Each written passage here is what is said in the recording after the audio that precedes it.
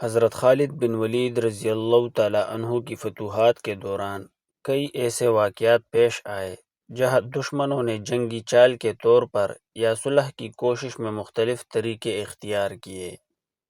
جب رومیوں عیسائیوں نے مسلمانوں کے حوصلے پست کرنے یا انہیں فتنے میں ڈالنے کے لیے ایک چال چلی تھی۔ اس واقعے کا خلاصہ درج ذیل ہے۔ جب حضرت خالد بن ولید رضی اللہ تعالیٰ عنہ کی قیادت میں اسلامی لشکر نے شام کے علاقوں میں رومی سلطنت کو پے در پہ شکستیں دی تو رومی جرنیل اور حکمران مسلمانوں کی قوت ایمانی سے سخت پریشان ہو گئے۔ انہوں نے محسوس کیا کہ مسلمان موت سے نہیں ڈرتے اور ان کا اخلاق بہت بلند ہے۔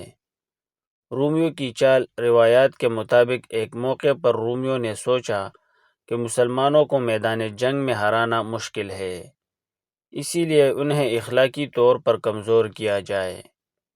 انہوں نے خوبصورت لڑکیوں کو تیار کیا، انہیں قیمتی لباس اور زیورات پہنائے اور اس مقصد کے لیے بھیجا کہ وہ اسلامی لشکر کے گرد و نواح میں جا کر مسلمانوں کو اپنی طرف مائل کرے۔ ان کا خیال تھا کہ اس سے مسلمانوں کی توجہ عبادت اور جہاد سے ہٹ جائے گی۔ حضرت خالد بن ولید رضی اللہ تعالیٰ عنہ کا رد عمل: جب حضرت خالد بن ولید رضی اللہ تعالیٰ عنہ کو اس فتنے کا علم ہوا تو انہوں نے کمال بصیرت کا ثبوت دیا۔ آپ رضی اللہ تعالیٰ عنہ نے اپنے سپاہیوں کو سخت ہدایت کی کہ کوئی بھی ان کی طرف نظر اٹھا کر نہ دیکھے، اپنے تقوی اور ایمان کی حفاظت کرے، دشمن کی اس اخلاقی سازش کو اپنی پاکدامنی سے شکست دے۔